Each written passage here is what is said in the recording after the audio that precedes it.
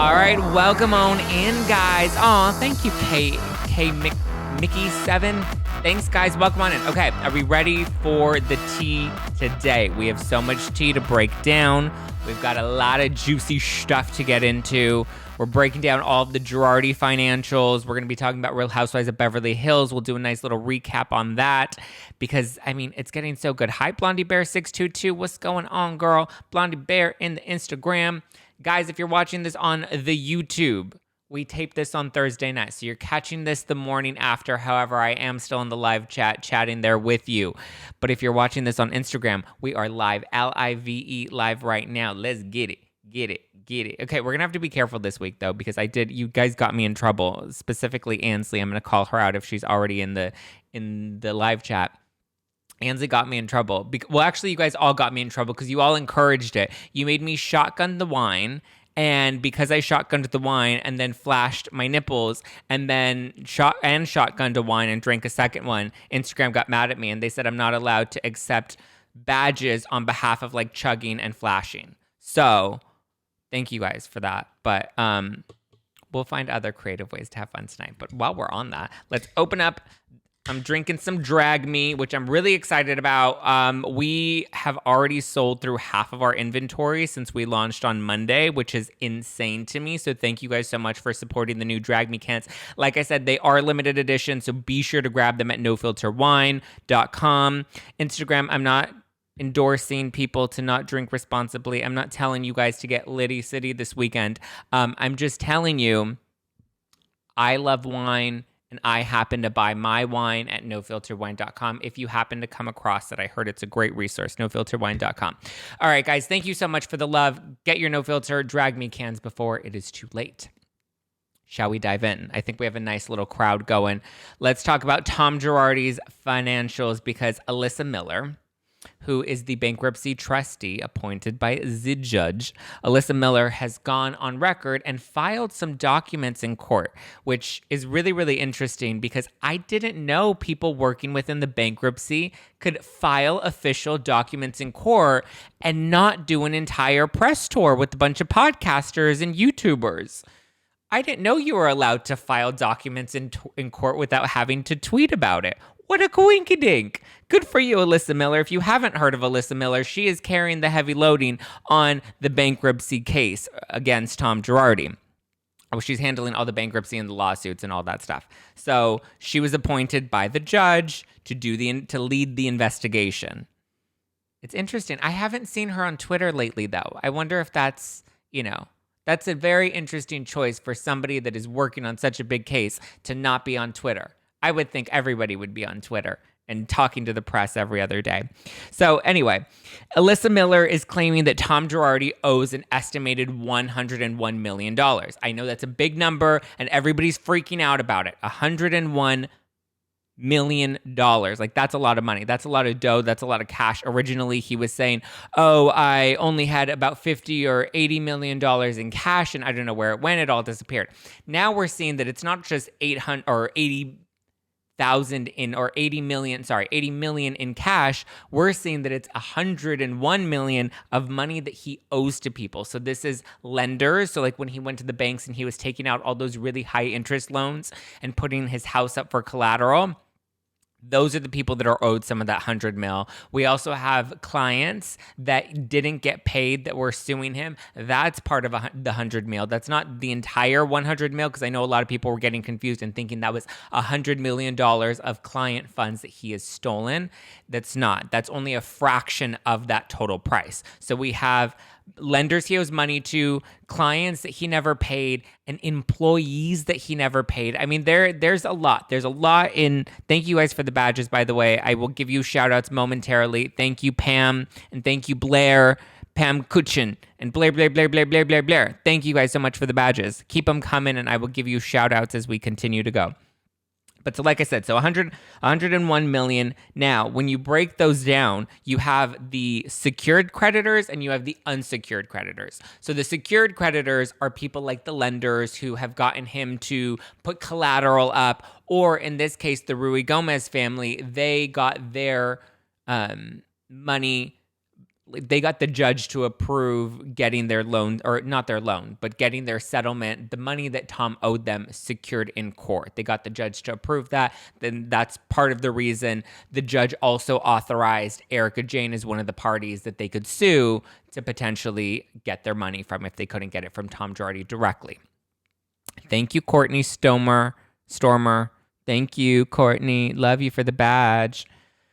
Now, 49 million of that 101 million is for secured creditors. Those are likely going to be the banks, because the banks are the ones that make sure you put up some sort of collateral to make sure that if you don't pay your loan back, they can take something from you, be it property, like people put up their cars for collateral, people put up their homes for collateral, which in the case Tom Girardi did, except he took out multiple loans on the same house, which is where things are going to get messy, because now we're going to see, well, if more than one lender is entitled to his house as collateral, then which lender ends up getting it? It's all very messy, and Tom Girardi was very conscious and intentional with how he went about all of this.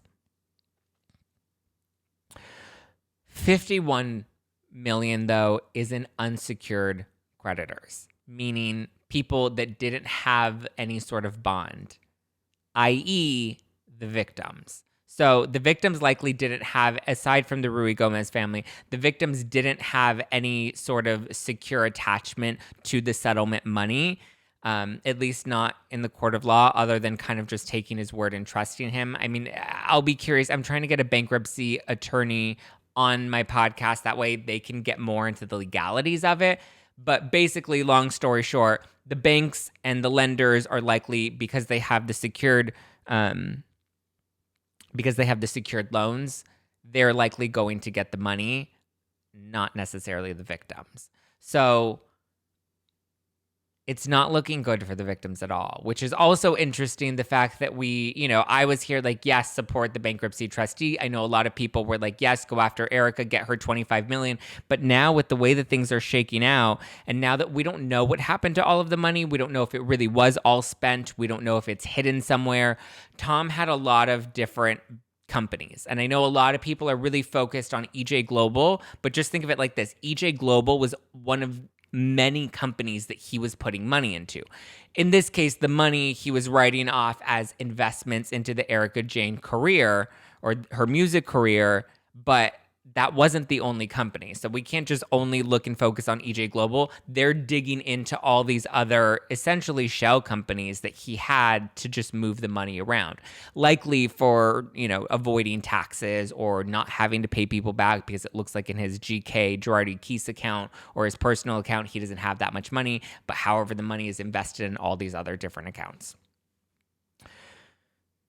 Likely for a big tax evasion sort of, situation. He was trying to avoid paying taxes, so he was shuffling the money around. They still don't even know where the money is entirely. In Alyssa Miller's report that she, again, issued in court without having to do a full press tour or tweet up a storm, in her report, she says that a lot of expenses are unknown. A lot of the money's transfers are unknown. So the money is seemingly lost and they're trying to track it down. But the books were apparently so bad that they don't even know where to begin or where to look. And she's been investigating this for months. So she's put this together. The 101 million is just an estimate that's not fully guaranteed, but based off of all of the debts and people that are owed money. Again, lenders, clients, and former employees that are claiming that they have unpaid wages that they're owed from Girardi Keese. That accumulation, it's basically a bunch of people that he owes money to that he never paid or never paid back, such as like the loans. And now, to be fair, that doesn't necessarily mean that he took out $101 million in loans necessarily, but with the loans that he was taking out, they had very high interest rates. So it's likely that the 101 million is an accumulation with interest from a lot of those loans, in addition to the client funds, in addition to employees that didn't get paid, in addition to, and the list goes on, et cetera, et cetera. So the other interesting part, though, is EJ Global. This is where it does not look good for Erika Jayne. So EJ Global had an Amex, which I think we all knew when the report leaked or the letter leaked to Page 6 about Erika's finances. it looks like, which is interesting, that Erica's finances happened to leak in Page Six and Tom Girardi's finances didn't leak. They were filed in court. I repeat, they were properly filed in a document in court. Erica's expenses have yet to be filed in court, FYI. However, EJ Global, we know about the Amex card. It's undetermined whether, and I have all of the documents. It's a lot of the what Alyssa Miller filed is very dense. It's like 500 pages. I haven't gone through all of it yet, which I will do, and maybe that'll be part of like a Girardi deep dive part 3 that we'll do, and maybe we'll focus specifically on the finances. However, EJ Global had the Amex, and it's uncertain whether that's a personal Amex, a Girardi Keese Amex, an EJ Global Amex. Lots of questions still kind of up in the air remaining, because I think that'll be, another big thing. Like, was Erica putting all of these charges on the Girardi Keese American Express, or did EJ Global have its own American Express, or was this a personal Tom and Erica American Express? Like, I want to know who the American Express card belonged to. And so this also goes to show that, a lot of the confusion was that Tom made a $20 million or $25 million transfer directly into Erica's EJ Global account. That's not the case. She racked up a bunch of Amex bills, and Girardi Keese was paying for those Amex bills. So this is where you'll see that Ronald Richards a few weeks ago, or maybe it was last week, but was tweeting about value received. EJ Global had value received, and it wasn't necessarily direct loan transfers to EJ Global's bank accounts. We're now seeing that value was in glam expenses, production expenses, and paying for whatever Amex was funding the EJ Global brand or Erica Jane music career. But the interesting part is they were showing that Girardi Keese had made payments to that Amex as recent as June of 2020. Erica filed in, what was it, November 1st? November 1st. There was election day. So it was like October, November, spring, summer. That's a little Atlanta joke. So October, November is when Erica left and filed for divorce. But Tom was still paying for her Amex up until June from what we've seen so far. Did she get cut off from Tom? Did she stop asking him to pay her bills? Did she stop racking up American Express? Like, was the plan to leave him? Did that start over the summer in like June, July? And over the next couple of months is when she was kind of planning her exit from him and building her bank. Like, I don't know. These are all big questions that have yet to actually be determined. But as of right now, Amex bills were being paid to EJ Global as recent as June of 2020. Based off of Alyssa Miller's report. So it's showing that like Tom, and I assume that 20 million, that the 20 to 25 million estimate includes all of the 2020 Amex bills that were paid. So up until June is what's part of that estimated 20 to 25 million number that they're saying Girardi Keese paid out on behalf of EJ Global or for EJ Global that were written off as loans to EJ Global. So we'll see. But I mean, it's really bad that Girardi Keese, the business, even though it wasn't really a business, it was like a weird, like limited partnership, but it wasn't. I don't know. It was weird. The structure of that business was weird. The books are all messy. Part of me wonders if like this was intentional and methodical, and Tom Girardi wanted to make it all so vague and messy in the event that if he were to get caught, it would be too messy to go through, or was he just this poor of a businessman?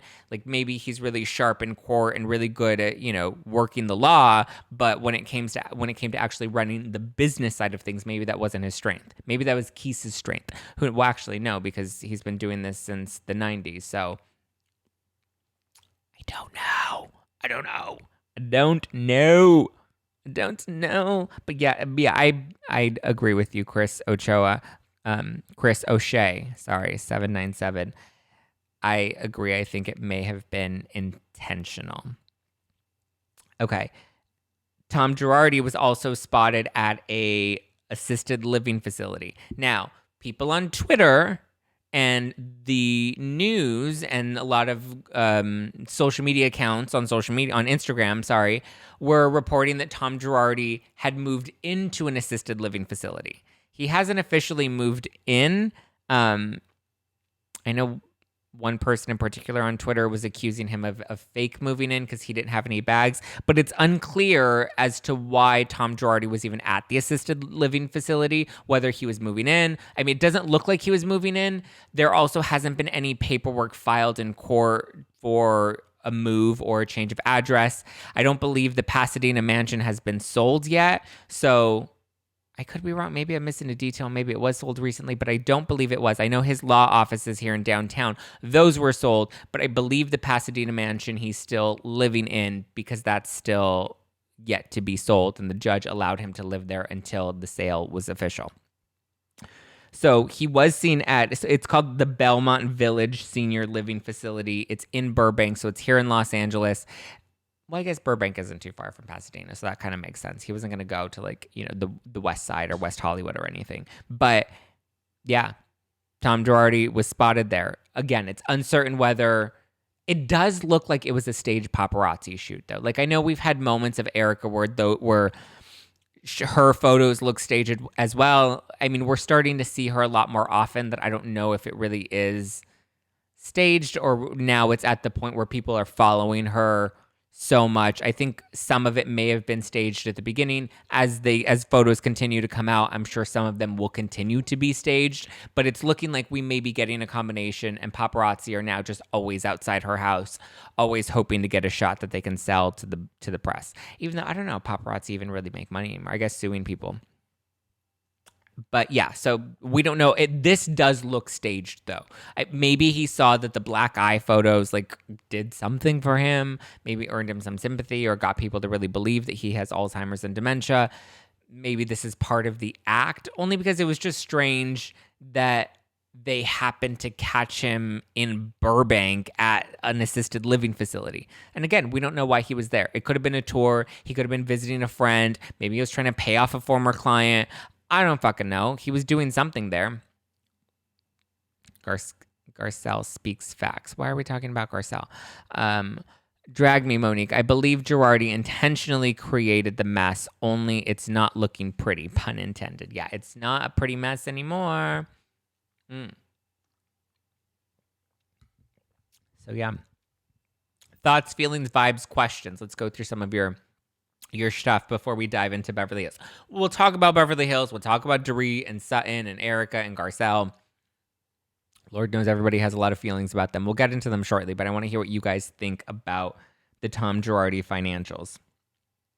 I'll probably do a deeper dive as an official podcast episode and not an Instagram live once I'm able to go through all of the documents. And I want to have a lawyer on my show. Similar to how when I did Girardi Deep Dive Part 2 and I had it followed up with Emily D. Baker, I think that's what I'll do again, maybe for a financial deep dive into Erica's expenses and Tom's expenses and really explaining all of that, and have a bankruptcy lawyer that's here in Los Angeles and hopefully wasn't ripping off clients that can come on the show and explain things. Because I like credible lawyers. I like lawyers that, are smart and know what they're doing and don't, tweet for a living. Okay, Erica's earrings. Okay, we're going to talk about Beverly Hills after. Now I want to know how much did the law offices sell for? Did they tell that? I believe, don't quote me on this, but my freshly bleached brain wants to say 9 million or in that ballpark range. I think it was about 9 million. Oh, so here's the other interesting thing, which I forgot to bring up as well, is taking on the other cases. So right now, they're liquidating Tom's assets. They're selling everything at Girardi Keys, everything down to his ice chests, his coolers, his staplers, his outdated computers, the fax machines. They're liquidating every single asset that Tom Girardi has from Girardi Keys and his personal assets as well. And they're also going after Erica Jane to see what of her assets could be liquidated as community assets to be added to the bankruptcy, on top of suing her for the potential 20 to 25 million of expenses that were paid out to EJ Global that they think she's responsible for now paying back. 20 to 25 million is a lot of money. I don't know if they're going to get all of that money out of her. That's yet to be seen. They're going to fight her hard on a lot of like the assets, such as the jewelry that they're going to try to fight and say was community property. We'll see how that all shakes out. I would imagine she's going to try to hold on as much as she can until the very end when she's going to have to give up assets and she's going to have to pay out in the end. Like that's just regardless. It's looking really bad though, because she's also probably going to have to pay a shit ton of money in taxes as well. So I'm pretty sure the legal strategy is just let's hold on to as much as we can for as long as we can and see what we're going to end up having to pay out to the IRS, what we're going to have to pay out in community property, and what we're going to have to pay out in cash back to Girardi Keese for these alleged loans or inappropriate transfers that weren't actual business expenses for Girardi Keese. They were Tom Girardi using them personally. We'll see what ends up happening there. But the other interesting part, which I found out seems to be one of the most lucrative assets that Tom Girardi has, are some of the cases that have yet to be settled from Girardi Keese. I didn't even realize these cases were still a thing. Also, to be fair, as where they're liquidating all of Tom Girardi's assets and trying to get money out of Erica, everyone's thinking, which was my impression up until very recently, everyone's thinking that they're getting that money. So let's not even pay attention to the assets, but let's focus on Erica's money. Everybody thinks that they're pulling that 20 to 25 million away from Erica to give back to the victims. That's not what's actually happening. They're pulling out that money to pay off the lenders that Tom Girardi took money from, like the banks that he went and took money out for his business. That's who that money is going to be paid, which is also just as fucked up because everyone thinks that this is all helping the victims at the end of the day. But this is the part that pisses me off. It's not helping the victims at the end of the day. The bankruptcy gets a cut. Ronald Richards gets a cut. Alyssa Miller gets a cut. Like all of them, they get to take their cut. And then from whatever's left over, that then goes to pay off the people with the secured creditors, such as the lenders and the banks, because they're a lot smarter and a lot savvier than the victims. And we also see that there was no reason for the victims, aside for the Ruy Gomez family that really took Tom to court to get their money and like really fought hard for years to try and get their money from Tom. A lot of the other victims were way behind and they weren't as savvy. They didn't get the judge to secure any of this. Like, it's not looking good for the victims at all. It's just not. Aside from the Ruy Gomez family, who, like in The Housewife and the Hustler, the Hulu documentary, they said that they were at the front of the line. Yes, the Housewife and the Hustler was correct. The Ruy Gomez is at the front of the line, but it's only because they were able to go from unsecured to becoming a secured creditor, where Tom Girardi, I believe there were assets of his that the judge bonded to their settlement money. Wow, good distinction of where the money pulled is going. So sad for the victims. It is so sad for the victims. It really is. That's why I'm everyone wants to, they're like, yeah, sell off his law offices and sell his home and throw him out of his house and burn Eric at the stake and take all her money. But it's like, that money isn't even going to the victims. Yes, some of the 11 million of that money should be going to the Ruy Gomez family. And now that the law offices have sold and we have a few million that have already come into the bankruptcy, and now that the auctions are closed from Girardi Keese, that's gone into the pot. I want to know where that's at, where it sits, when people are going to start getting paid out. I know they're starting to settle a lot of those cases and lawsuits. So we'll see. But it looks like some of that is going to start to be paid. I would assume Ruy Gomez would be getting paid very soon. Like I was saying, one of the biggest assets was the cases that Tom Girardi Girardi Keese was currently representing. One of them being, there's a Porter Ranch gas leak lawsuit that they were currently representing. There was also the NFL lawsuit. So if you remember, a couple months ago, Erica's legal team was fighting to keep those Girardi Keese cases at Girardi Keese so that the money could come in, go to the bankruptcy, and then help pay off the people that are owed money. That was Erica's legal team saying, this NFL lawsuit looks like it's really going to be lucrative for the bankruptcy. We shouldn't pass this off on or share it with another law firm. Girardi Keese should keep it, continue to finish that case out, get that settlement money, and then that settlement money can be used to be broken up, because that's at least money that has yet to come in versus taking time to auction off his items or going after Erica's assets. Who knows if she even has 20 to 25 million in the bank, or it's going to take her years to pay that back. Again, this was not a one-time transfer. This is an accumulation of expenses that Girardi Keys spent on Erika Jayne's music career over the past 12 years. That's why when everyone's like, oh my God, she spent $14 million on her Amex bill, that $14 million is part of the estimated $25 million.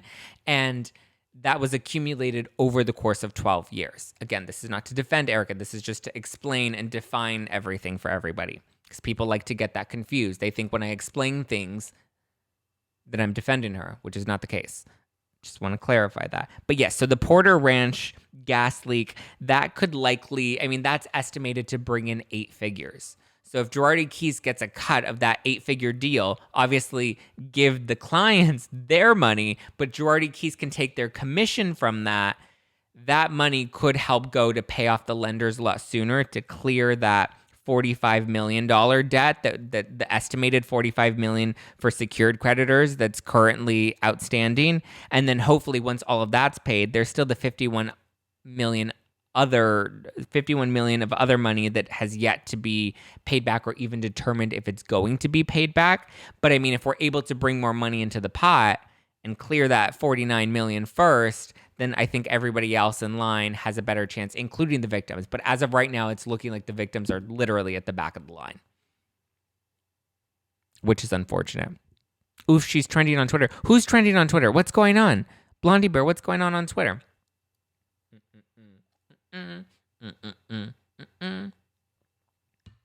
Guys, what's happening on Twitter?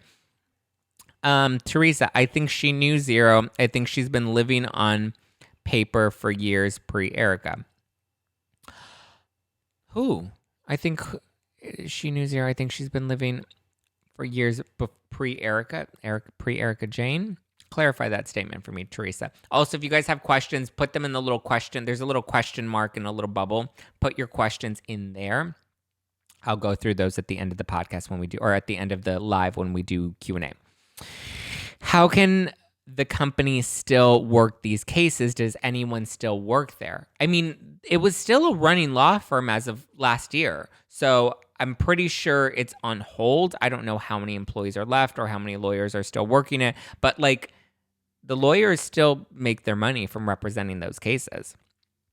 And if this Porter Ranch case can bring in 8 figures, then I'm pretty sure, Girardi Keys. And that's one of, and then there's also the NFL case. There are multiple cases that are still outstanding. But what it looks like is happening is Alyssa Miller is trying to share those cases with other law firms to have them go out, represent them, and then Girardi Keys gets a sliver of, or a cut of, that commission.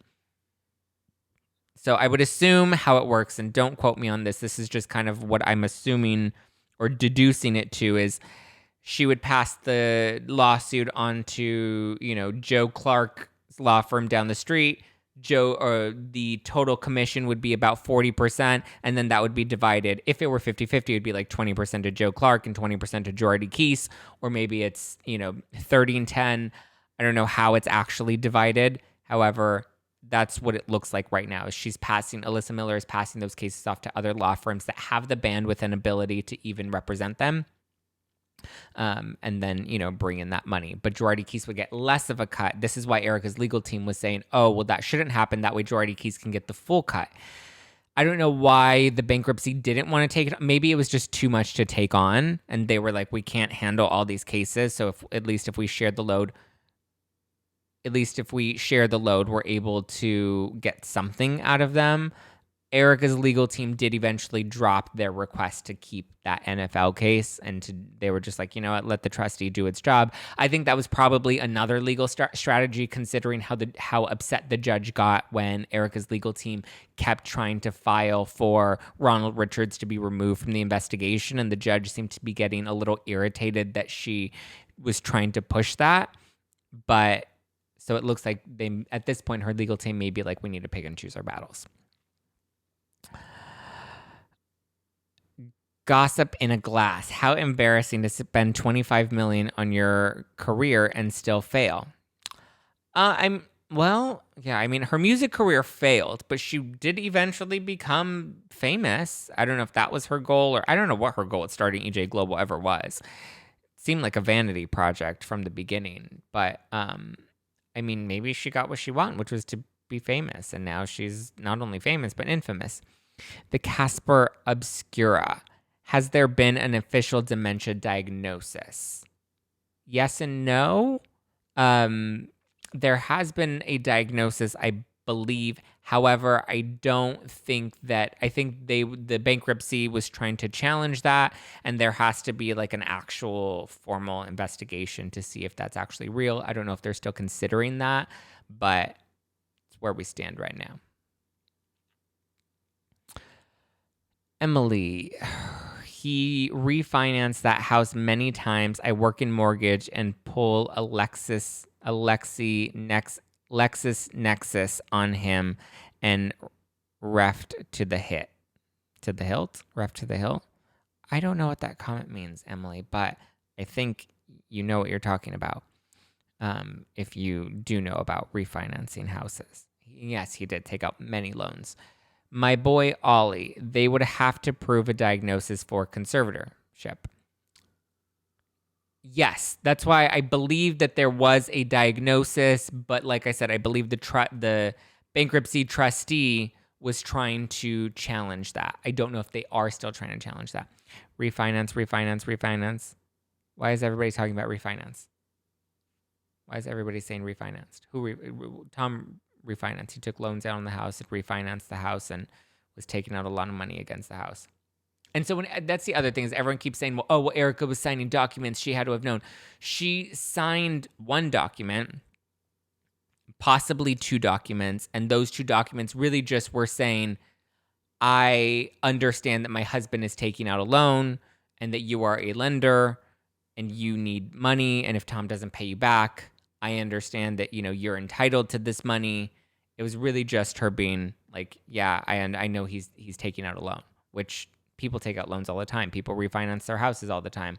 So it's not fully, doesn't necessarily, she wasn't signing Girardi Keith's like paperwork. She was as his wife, it was a personal document that wasn't notarized, but as his wife, she was signing that paper. Watching you from the land down under. Yes, Isabella. Get it. I love my Aussies.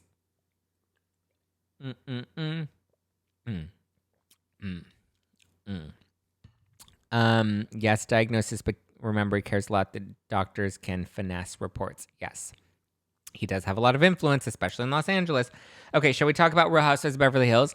I enjoyed this week's episode. Obviously, last week's episode was like supreme, one of my favorites. Next week's episode is going to be the really big, good, juicy one where we see Erica and Sutton, and she's like, don't talk to me like that. And Sutton's like, don't talk to me like that, Erica. And Erica's like, or what? Or what? And she's like ready to like clock her. Thoroughly entertaining. Cannot wait to watch that showdown. But this week, we see them oddly celebrating Kyle's house at Erica's apartment. Like she's on house arrest and Kyle has to come all the way to visit her in her pink jumpsuit to celebrate her birthday and have like, a party of three. Confusing, don't understand it. But like, okay, sure, we'll pretend this is real. I mean, it probably would have made more sense for like Rinna and Erica to go to Kyle's house and be like, hi, Kyle, we came to visit you. Happy birthday, girl. Like nobody believes that Kyle's like, let me just go and visit Erica Jane's her modest little apartment now that she's moved out of her Pasadena mansion, her modest little apartment to celebrate her birthday. Like I'm pretty sure at the top of the list of places Kyle wants to celebrate her birthday, Erica Jane's modest apartment is not one of them. Her modest several-bedroom apartment. So we have that. I think that was cute. That's where the ladies really revealed that Sutton was so concerned about her reputation, basically giving us the on-camera scene that we didn't see prior to last week's episode, which is where Rinna and Kyle came to Erica and dished on everything that happened at Dorit's house when Sutton called a meeting. They were basically reliving that scene after the fact. Even though we all know Kyle and Rinna probably gave her a bit of a heads up. Like that, she definitely knew about she knew she was going to be confronted at Kyle's Christmas. And I think that's part of the reason she chose to drive up, part of the reason she didn't want to drink. She really tried to stay in full control. I'm surprised Kyle is siding with Erica. I mean, you also have to and I kind of tried to talk about this, like, when was it? Maybe it was on book club on Tuesday night. You have to, like, when somebody, like, it seems like they have a genuine friendship. So when somebody, like, I try to put myself in Kyle's situation and be like, well, would I be more of a Kyle? Would I be more of a Sutton? Would I be more of a Garcelle? But, like, if you have a relationship with somebody and you trust somebody and you have no reason to not believe them, like, I would think, like, if one of my close friends was in Erica's position and situation, I would feel like I wouldn't have any other choice but to believe whatever it is that they're telling me, be it on camera or off camera. So I can understand that position where it's like there's a need to be loyal to them. I don't know. I get it to an extent. But you also have to remember, Kyle isn't the only one standing by Erica. Garcelle and Sutton have recently spoken out in support of Erica. Sutton on Watch What Happens Live was talking about how much she genuinely loves Erica and hates how they fought this season. Garcelle went on, what was it? Was it Wendy Williams? She went on Hollywood Life. She was on Us Weekly. I don't remember. She was on some interview recently after the season had wrapped, when they asked her, like, do you believe Erica knew everything about what was going on? And she's like, no, I don't believe that Erica actually knew. So you have to understand that, yes, Kyle and Rinna may have been supporting Erica during the time of filming, but all of the women on the current cast, maybe aside from Kathy Hilton, because Kathy apparently doesn't know Erica, but she also doesn't know Dorit either, or what her own sister Kyle looks like. All of the women have spoken out in support of Erica recently. So, I agree with Drag Me. I don't think she's siding with her. She's just playing her cards right. She's an OG. She understands the assignment. Yeah, I agree. I think everybody knows the assignment. Everyone's filling their roles. Garcelle and Sutton know that they're the new girls, and they obviously want to win over the fans. So they're, following that hashtag Real Housewives of Beverly Hills Mean Girls fan thread on Twitter, and they're coming after Erica because Erica's one of the four girls that they know they're not supposed to like, because those are the four girls minus Teddy that came after Lisa Vanderpump. Like, there's still that very core Real Houses of Beverly Hills like fandom that doesn't like the four girls, that doesn't like Kyle, Rinna, Dorit, and Erica, and so anybody that goes against them is going to be queen in their book. And I think that's why Sutton and Garcelle have gotten a lot of love lately. Gigi Angelique, do you think Erica will have legal at the reunion? Yeah, for sure. I think her lawyer will definitely be at the reunion when they film that. Undoubtedly, 100%. Okay, so we have Kyle's birthday. We then move into Rinna Beauty's launch, which looked very pretty, and all of the women looked gorgeous. I didn't love that it felt like I wish it would have been a launch party, and understand, like, with COVID restrictions, we can't have a lot of people. We can't really have launch parties. But I also felt like there was something that, like, really kind of put up the fourth wall with, like, trying to get us to believe that Lisa Rinna was genuinely throwing a launch party with just the girls on the cast. Like, no, like, this is an intentional commercial to promote Rinna Beauty with the cast. We turned this into a cast event. I understand she did the best that she could. I just wish we would break that fourth wall a little bit more and be like, no, this is, a planned all cast event that we're using to promote Rinna Beauty on the show. Like, it's not like Rinna's throwing, a real launch party like what would normally happen without COVID. Yeah, I'm an OG fan too, and I'm on that team. I'm an OG fan too. Art66 Junkie, which team are you on? I don't like teams. I don't like teams, but which team are you on? X216. Crystal did a great job hosting Lisa's event. Crystal did do a really good job. I think Crystal is a natural Crystal is like a real quintessential Beverly Hills housewife. She knows how to do all the things. She knows how to be really fancy. She knows how to host dinner parties. She, I think, is a great addition to the show. Hi, Memphis. Any comments about my face today, Memphis? Yes, I remember from Tuesday night. Hey, what are your thoughts about New York being virtual? I don't think that's real. I don't think that actually happened because it was supposed to be virtual and it allegedly filmed, or it was supposed to film yesterday. I don't believe that actually happened. I think they're waiting until everybody's back in town. Ramona was in Colorado, Luann's in Europe, Andy is on vacation on Fire Island right now. Watch What Happens Live isn't taping. I don't think the reunion is going to be taping. If he's on vacation from Watch What Happens Live, he's definitely not going to be filming a reunion, especially with Luann and Ramona out of town. So I don't think that I know people said that he revealed that on his Radio Andy radio show, but he's also not taping that right now either. I don't believe I believe he's on full vacation until through the first week of September. I believe through Labor Day. So I don't believe his shows that are airing are actually airing live. So it may have been a rebroadcast of when they were last going to tape the reunion or originally supposed to tape I don't know. I just think it may not have actually been a recent broadcast because I don't believe he's taping Radio Andy if he's not filming Watch What Happens Live right now and he's on vacation with Ben. Let's see. Oh, okay. Let's do some bad shout outs and then we can take some questions. Okay. Let's do some bad shout outs because Blair, bought a lot of badges. 4 badges? Get it, Blair. Get it, honey. Yeah. SoCal WC bought 3 badges. Thank you, SoCal WC. Living it up. Live that life. Elizabeth Pauker, 1 badge, 1 heart. Love you, boo. Love you. Nobu and no chica. No bueno chica. Okay, I like when I have to pronounce these things because I feel like I'm in a foreign language class. No bueno chica bought 3 badges. Yeah. Get it? No bueno chica. Yeah. Teresa Ross. Wow, Teresa Ross, 2 badges. Thank you. Courtney Stormer, thank you for the badge. Pam, thank you for the badge. Thank you guys. Love you guys. Appreciate you guys. Shall we? Ooh, wait. Did we get? Ooh, Crystal. Hey, Crystal. Crystal coming in hot with 3 badges. Drag Me Monique coming in with 2 badges. Drag Me Monique is going to be on the podcast on Monday, by the way, guys. So stay tuned. We're taping it this weekend, and she's going to be on the podcast this Monday, and she's going to have a lot of hot takes for us.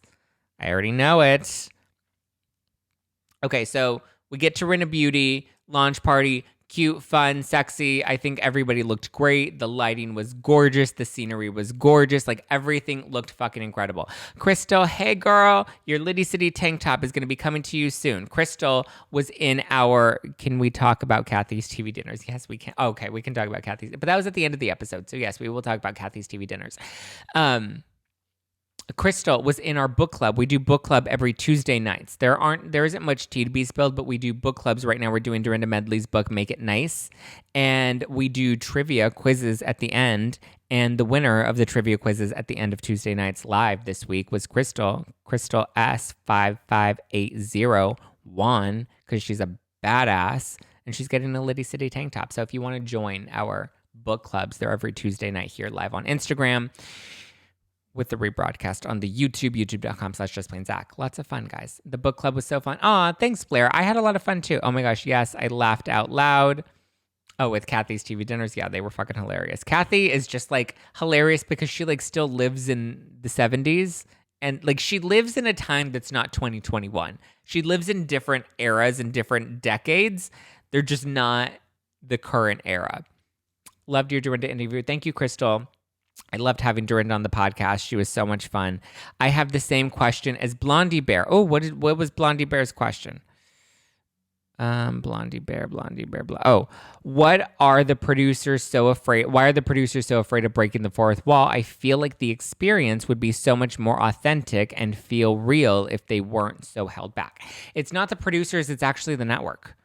I don't know why, but the network, like, it's actually, a lot of it's in Brian Moylan's book, The Housewives.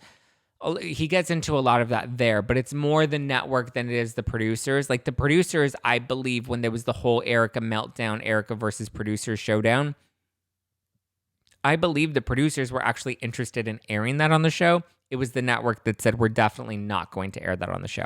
What's the fourth wall? Fourth wall is, how do I explain this? So fourth wall, I guess the best way to explain it on a reality show is to explain it like the theater. Like if you go to a live show, like an opera or something, there's the audience and then there's the performers on stage, but the performers are in their own little world. You know what I mean? As if there's this imaginary wall between the stage and the audience.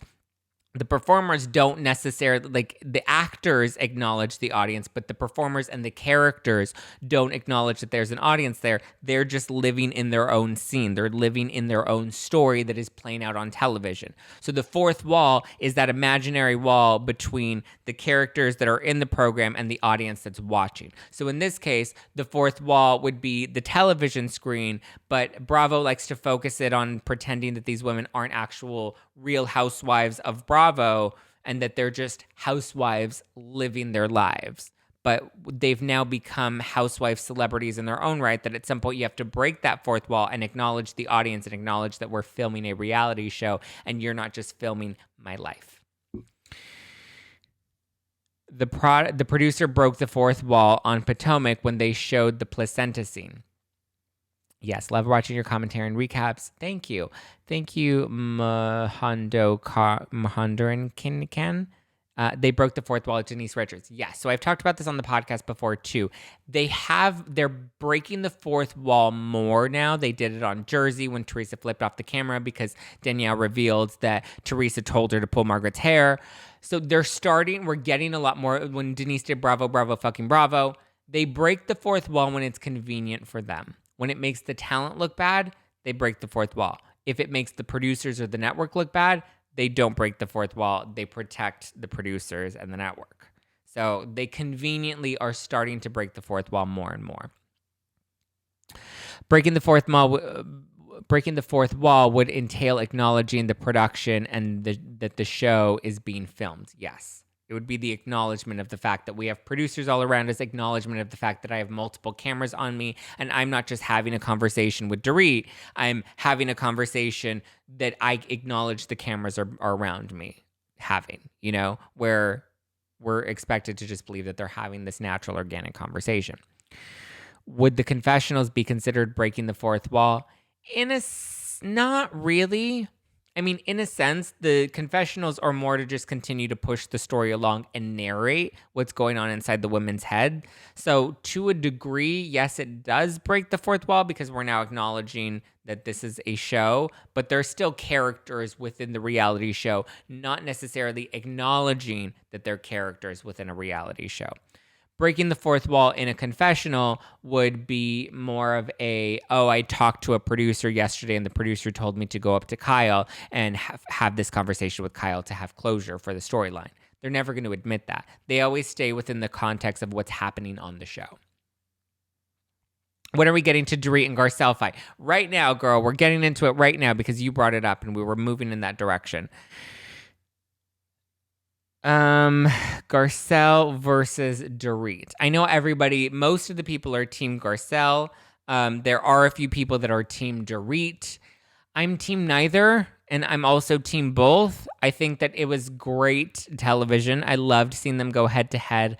Dorit is my girl. She's my favorite on the show. She has been for several seasons now. Every season but her first season was my favorite season of hers. And I know a lot of people hate Dorit, and I fully understand why and respect your hatred for Dorit. However, I love Dorit, and she's my favorite on the show, and you can hate me and cancel me and, reject me for that. Drag me, I dare you. However, I do think Dorit overshot her shot a bit here. She overshot her mark in this beef with Garcelle. I don't know. I feel like there are multiple pieces. Like at the beginning, I was like, I think Dorit is really pushing this when she doesn't need to. But then as you kind of sit on it, marinate on it, think about it a lot more, I'm kind of like, yeah, I still think that she overshot the mark. I think she came a little hard at Garcelle and it came a little out of left field. And if you did really have a problem with Garcelle, then call her up and let's do a lunch one-on-one, the same way we celebrated Kyle's fake birthday with Lisa and Erica at Erica's very modest condo. So I think that she definitely overshot the mark just a little bit. it obviously translated as great television. I loved that she was kind of pushing when she brought up, she said the thing you did to Erica in Palm Springs, and Garcelle really flipped out because Garcelle knows and Dorit knows that Garcelle was used by production to kind of manufacture that drama or to bring up the Tom calling Erica every day. It is also interesting because it feels like Garcelle very much, when somebody has a problem with Garcelle, she very much wants to be like, let's squash it, let's move on, let's throw it, let's make nice.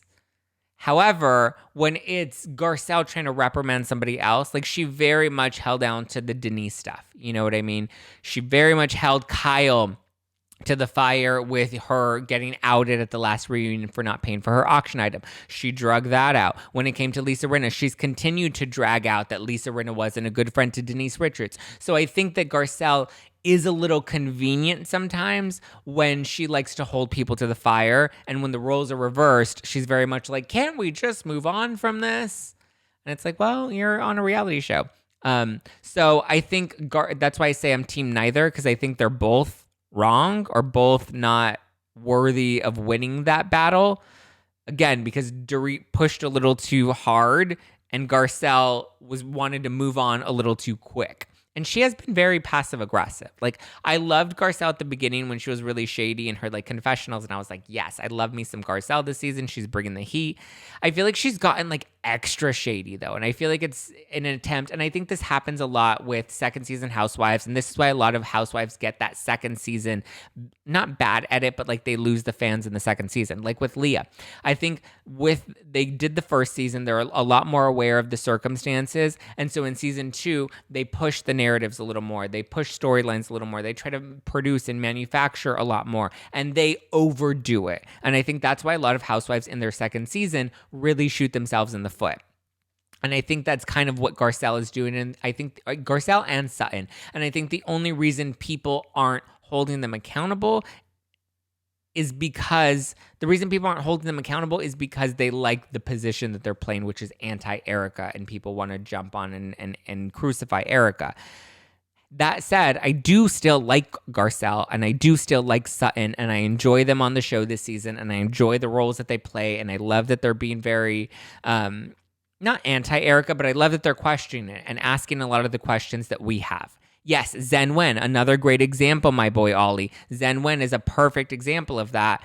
Zhen Wen, it's her second season. She got all this plastic surgery done. She's like overperforming for the cameras. So I think it happens with every Housewife second season. Zhen Wen, Leah McSweeney on Real Housewives of New York. I think the only reason we're not fully paying attention to it on Beverly Hills is because we like the role that Garcelle and Sutton are playing, which is to be the antagonist to Erika Jayne.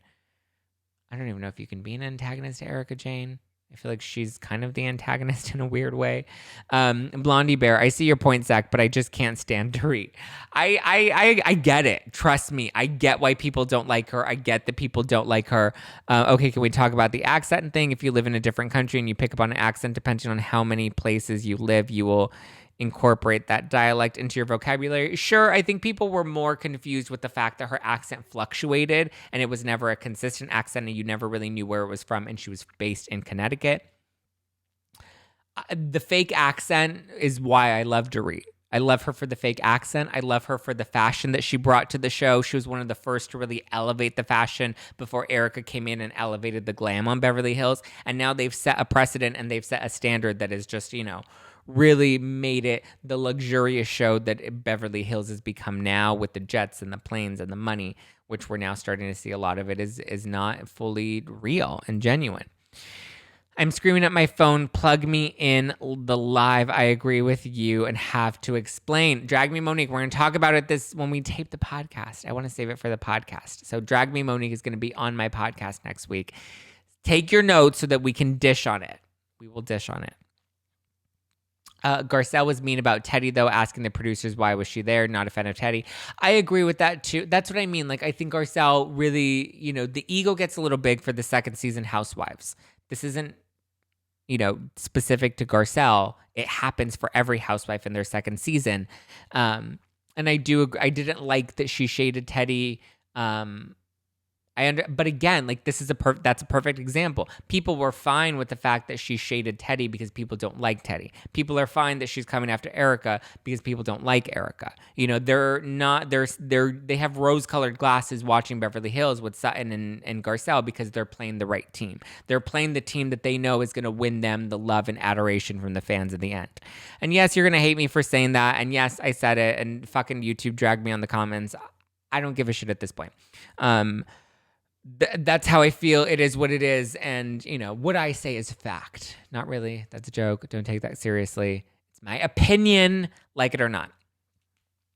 Dorit is extra, which is a good thing, and a housewife should. Yeah, I agree, my boy Ollie. Dorit is extra, and it's so extra that it's annoying, but it's just extra enough that I love it with Dorit. That's not saying that I always think she's right in this instance. And I know people still misread that as I'm, you know, calling out Garcelle and not, but yet giving Dorit a pass and blah, blah, blah. I know you'll misinterpret it as that. That's not what it is. And I've said that a million times at this point in this episode. No, I love your truth. You're spot on. Thank you, Memphis. SS Mari. Do you think it could also have to do with the fact that they've built more of a relationship and have drama to bring up by their second season versus their first? I think that's part of it for sure. I definitely think that is part of it. A lot of people, actually, before we get to Kathy, a lot of people, like you become more aware. You become more aware of how you look on camera, so you dress up a little more. You do your glam a little more. You get a little Botox. You do your hair a little over the top more. You buy a fancier outfit. You make sure you really curate. Dorinda talks about it in her book. After your first season, you change. You sometimes overdo it, but you definitely change.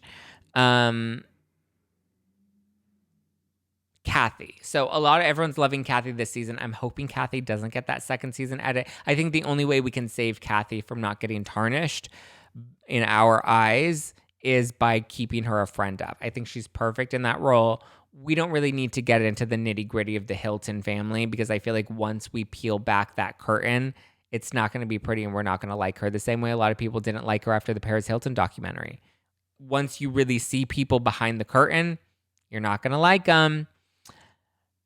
You know, it's like Sutton. Last season, we didn't see too much of her, but she like had just enough. She was a friend of. Now this season, you know, we see her in her battle with Crystal at the beginning of the season over not just the coat thing, but over when she was cutting Crystal off. And I was like, I don't want to talk about race. And then everyone was dragging Sutton because they were calling her racist. And all of a sudden, we've forgotten that we thought that Sutton was racist because Sutton is hating on Erica. Again, rose-colored glasses to judge us or to cloud our judgment. Not saying that Sutton is a racist. I don't think that she is. But, you know, just as an example, we wouldn't have seen that moment if she were still a friend of, I believe. She wouldn't have had that much airtime or opportunity to fall into that ditch. And who knows if production, and when they come to editing a friend of, it really depends on how it pushes the story forward. And a lot of things go into it. Love Sutton, Garcelle, and Kathy this season, and Crystal. Love Crystal, love Sutton, love Garcelle, love Kat. I love all of them. I don't hate any of them. Kyle is always the glue that holds everything together. I agree, Sailor Easton. That's interesting. What's interesting, Jackie? Tell me. What is so interesting? Garcelle, Sutton, and Kathy are making this season so that you tune in. Yeah, I mean, arguably, I would say Erica's the reason everybody's tuning in, not because we like her or care about her, but we want to see the scandal unfolds. But yes, I think I think Sutton, Garcelle, and Kathy are all playing a very good role in all of this. I am a little disappointed in the performance of Rinna and Dorit. I like them both. I love Dorit. I like Lisa Rinna only because Lisa Rinna always pushes the storyline forward. However, they are not giving us very much this season. I will say that. And I don't know if it's that they didn't give us much or the fact that when we're editing things down, we're mainly focusing on, you know, the meat. We're not adding all the other fat. Like, yeah, we got some good scenes with Lisa Rinna. We haven't gotten many scenes with Dorit, with Lisa Rinna and her daughters. We haven't gotten much of Dorit. However, I don't think there's necessarily a need to give them more camera time to take away from the bigger storylines that are unfolding, which is the drama and stuff. Lisa Rinna's storyline is Scott Disick. Yeah, it is. 1000% Erica's divorce is driving the storyline. Yeah. So, I mean, you can't be like, oh, the only reason people are tuning in is for Sutton or Garcelle. No, everyone's fucking tuning in because they want to see this Girardi shit show unfold before our eyes. Do you think Lisa Rinna knows a lot more to the rumors? She might have to be deposed in court. That, to me, I don't know if she's actually going to be deposed. And if she is deposed, I don't think we're going to get anything out of her, to be honest. To me, that looked like an attempt to gain attention and headlines from the person revealing that information. I don't think that there's any real reason to depose Lisa Rinna. Like, what's the grounds behind it? That she said that she supports Erica on the show? That's a public declaration of supporting your friend. That's not necessarily an admission to knowing inner workings of whatever was going on within Erica's marriage necessarily. So I don't think there's a reason to depose Lisa Rinna. I think that was more of a way to make it look like I'm doing something and I'm investigating Lisa Rinna because I want you to look at how important I am and how much I'm doing things. That's another person that I think is watching Twitter and seeing that people don't like Lisa Rinna. And so for attention, let's go after Lisa Rinna because I know I'll gain a lot of supporters by going after the one person everybody hates. Deposing Rinna doesn't... Okay, thank you, Emily D. Baker, an actual lawyer that is clarifying. Deposing Rinna doesn't actually help if Erica Jane had money from Tom's law. Doesn't help if Erica Jane had money from Tom's law firm. I don't think deposing Lisa Rinna helps in any of this, to be honest. But thank you, Emily D. Baker, for clarifying that. I don't think it... Other than getting fans all riled up, I don't think it does anything, to be honest. Emily D. Baker also said that Rinna's lawyers can say no to being deposed. Emily D. Baker would know more than I would, so I'm going to trust that, Blondie Bear. Yes, thoughts on Erica's drink choice. Oh, come on, guys. Like, we can't pick these things apart. Like, that was... Sorry, I was drinking on stream, so my texting is messy. That's okay. Were you drinking no filter wine? Do I need to restock you? I'm going to send you some. I have to send you some Drag Me cans, Emily, because it's purple and your hair's purple and you love purple. I think the drink of choice was directed towards her friend, not towards her circumstances. I don't think either. Like, why the fuck do we care about... Like, here's the thing. When you go to a party like Crystal Lawn, trust me, I've hosted a lot of these parties. You put like 3 signature drinks on the menu. You name them something cute, cheeky, and fun. And you do that because you don't want people calling out a bunch of drinks. You want to make it easier on the bartender so that they all make 3 standard drinks. It's not that deep, guys. It's not that deep, guys, I promise. Okay, my phone is at 6%, so we do have to wrap this very, very quickly. Have you heard anything about Erica coming out with a new boo? Yes, I know. I don't believe Lisa Rinna has... Fuck, I shouldn't say that. I don't think Lisa Rinna has actually met him. I don't think any of the ladies have actually met them. Met him, if there is a him. I don't know if there is. It sounds like there might be a him, only because... How else is she paying for all? Like, she has her Housewives money. I would estimate that she probably brings in about $500,000 to $600,000 from Housewives money per season. That's her salary, is what she would rack in. She has book royalties and music residuals, but the book is so old and music residuals I don't think are actually happening. So yeah, I don't. Fuck, now I forgot the question. Sorry, I got distracted because Gossip in a Glass asked if I got anything from the auction, and I'm still very bitter about it. Oh, Sugar Daddy. Yes, we'll get to Sugar Daddy. We'll get back to Sugar Daddy shortly. No, I didn't get anything from the auction. Sadly, I did not win anything in the auction. Everything was ended up getting up in the thousands, and people were still bidding, and they outbid me, and I was like, ugh, motherfucker. Scooter Braun, that's who she was rumored to be having an affair with. I don't know if that is still happening. She did seemingly confirm that in her book and on Beverly Hills on an episode a couple weeks ago when she said that she hadn't talked to Scooter in a few years. And in her book, she talks about being represented by a really big talent manager. So I assume that was Scooter Braun and she had a previous relationship, whether or not they were cheating on their spouses with each other. Possibly. I don't know if he's still funding her life. I don't know who would want to fund her life because of all of the debt that she's in. But I wouldn't be surprised if she did have a sugar daddy that was paying for everything. Okay, I'm going to take your questions now.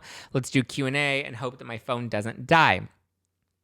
Oh, guys, when you write questions, please try to keep them very short because when you write a lot of text, the text shows up really, really tiny on my phone. Really, really tiny. And I can't really read it. Okay. K McKee 7. Does she have some expensive artwork? Could they take that? I don't think she took any of the expensive artwork. I think all of the artwork is still at the Girardi Pasadena mansion.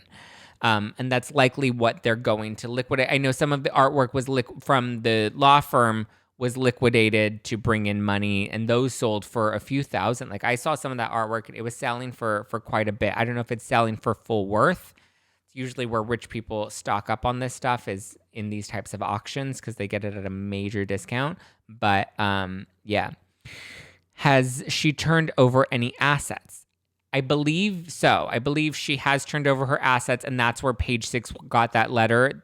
They were able to break down those assets because she had to turn those over by the end of July, and I believe that those did end up getting turned over only because if they weren't turned over, somebody on Twitter would have been tweeting up a storm if that were the actual case.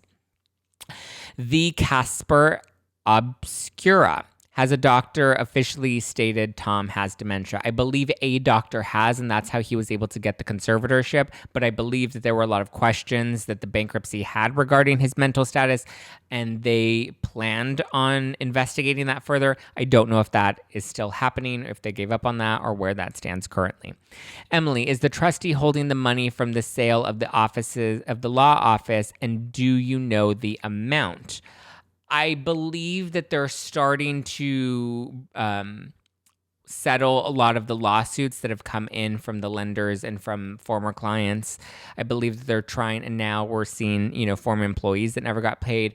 They are starting to pay some of those or settle some of those lawsuits. So I assume payments will start to go out. So we'll see how that goes. I think that's all still in holding as everything is still being investigated. Check out Emily D. Baker. She may have a deeper update on that. Guys, please don't write long questions. Please keep them very, very short because the thing is about this big and then their text comes out really, really tiny. Has Lisa Rinna been deposed for what she said on the show that she won't use what Erica said on the show? Again, she has not been deposed. I believe that was more of just an attention-seeking, headline-grabbing attempt for attention from the source of that information. I don't know if she's actually going to be deposed, nor do I think it actually helps the case at all. I don't think she actually knows any intricate details about any of the Girardi scam. Chris Ochoa, do you think his partner Keith knew something was up with the money going out? I'm pretty sure that a lot of them are saying that they did. What was it? Keith Griffin said that, he was suspicious about the finances. Tom's son-in-law, David Lira, left allegedly because of a big blowout over finances. So it's possible. What taxes would Erica owe? If it turns out that Tom was funneling money into EJ Global to avoid paying taxes, she may have back taxes to pay and possibly interest on top of that. Teresa, that Tom has been living on paper for years and he hasn't really had the cash. I think it was, yes. I think that that's a really big possibility that he was definitely, as time went on and as he was taking out more loans, he was racking up a lot of debt, and it just kind of really continued to build and get out of control for him in recent years. But he's been scheming people for about 3 decades now. So he's known what he's been doing, and he's been this has been going on for a very long time where he wasn't paying back clients. I believe it was more recently that he was taking out a lot more of these big loans. So definitely doesn't seem like he was living on cash. It seems like he was definitely living. I mean, a lot of people, originally I thought it was more of the rob Peter to pay Paul, but it looks like it was a lot deeper than that. Okay, we're at 4% on my phone, so I have about 2 minutes left. I was wondering if Keith was the person Sutton was referring to as he left 10 years ago. Oh, maybe. That's a good point. Maybe Keith was who Sutton was referring to. I don't know what Sutton was referring to, though. Okay, let's see what other questions have come in from you guys. Blondie Bear, can you please get a dog and bring them on the podcast? Possibly. It's hard. I live downtown, and I just feel like downtown is not a really good place to have a dog. Space is a little limited. The streets, it's just, I don't know. I feel like you should have a yard if you have a dog. You should have a place that your dog can just like roam free. What do you RV? What does that mean, Jen Lee? What do I RV? What do I don't know. I don't know what that question means. Sorry, girl. Jen Lee, what do you think of the way Erica is treating Sutton? I think it's a little bit of a game of phone tag where the women are telling her how much Sutton's worried about her reputation. And so she's kind of pissed that like it feels like Sutton's making it about herself. So I understand like why she's kind of really bothered by Sutton. It seems to really intensify as Sutton seems to call her or seems to really question whether or not she believes all of Erica's stories. Why do I think she's treating her that way? I think she's treating her that way because one, Sutton is threatening her by questioning her. Threatening the ego, I mean, not like a direct threat, but like threatening her ego. And she feels like she can take on Sutton, so she's not worried, and that's why she's really like snapping at her. Thoughts on Sutton pitching into the convo despite wanting to distance herself? I think that's her playing her role on the show. She's like, I want to distance myself. I don't want to get my hands messy. And she says that in her confessionals. But then she knows that part of, if she wants to keep that diamond, she has to get a little messy. And she's good at getting messy. Let's see. I think, here we go. Can you, no? Is that all the questions that we have? Oh, here we go. Are other lawyers at the firm being sued? I don't believe so. I don't believe any other lawyers are being sued. Love you, Zack. Love Thursdays. Thanks for sharing my crazy misspelled questions. Of course. All right, guys, I do have to log off because my phone is at 3%. So I do have to log off. Please support, guys. As of yesterday, we hit 44% of our full stock. So that's like within 2 days, we sold almost half of our stock of the limited edition Potomac cans. Please, I would love to sell out, but I just, I'm so grateful for the support, and I'm so appreciative of everyone that's bought the original OG cans and that's buying the new Potomac cans. These are limited edition. They're only around for a limited amount of time. You can learn more at nofilterwine.com. I'm not encouraging you to buy because I don't want Instagram to get mad at me. I'm not encouraging anybody to always drink responsibly. Yes, but thank you guys so much for the support. This really means a lot to me. New episodes of the podcast on Mondays.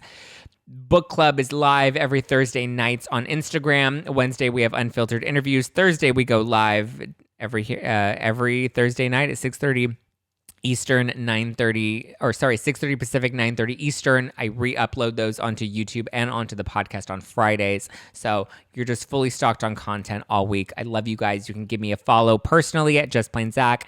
Be sure to, if you are listening to this right now on the podcast, you can also watch full episodes at youtube.com/justplainzack. The experience is a lot of fun. I release the episodes as a live stream, so I'm in the live chat chatting with all of you guys. Are you going to be saving this live? Yes, the lives are always saved on the Instagram account, and the lives are always uploaded onto, or moving forward, the audio will be uploaded onto the podcast. Yes, Crystal, see you Tuesday for book club. We're reading Dorinda Medley's book, Make It Nice, 6:30 p.m. Pacific, 9:30 Eastern. We'll go live. We're going to cover the next 3 chapters, chapter 4, 5, and 6 of the book. I'll break them down. I'll recap it. We'll do a fun quiz, and I'll do another giveaway. So thank you guys so much. I love you. Thank you for the badges, everybody. Thank you for yes. Oh, Bine Wine. Thank you so much. KE7. Thank you. My boy Ollie, thank you for the badges. SoCal WC, another badge. Thank you so much. I really appreciate it, you guys. Thank you. I love you. I hope you have a wonderful weekend, and I will be here on Instagram responding to DMs. A lot of them come in. I try to respond to every single one of them, but please keep them coming because I really do appreciate your feedback. Keep the comments coming on YouTube. If you're watching this on YouTube, hit that subscribe button, hit that like button, and make sure you hit that bell notification button. That way you always find out when the new tea is going to be spilled. Like I said, we have 2 podcast episodes that we release weekly. We have a live once a week, and then we have Book Club that's also live once a week as well. So 2 podcast episodes, 2 weekly lives. Lots of fun. Mike Lush, hi, welcome. Grateful Clementine, yes. Aw, you guys just joined. We're just wrapping. Aw, well, like I said, this will be available on the Instagram account at No Filter with Zack. Be sure to follow. You can follow me at Just Plain Zack. That's my personal account. I mean, it's I say personal, but it's not super podcast specific. So you see me like hitting on my neighbors and, you know, working out and flashing my nipples and all that sort of fun stuff. All right, guys, I will talk to you later. Love you. Have a great weekend. Bye.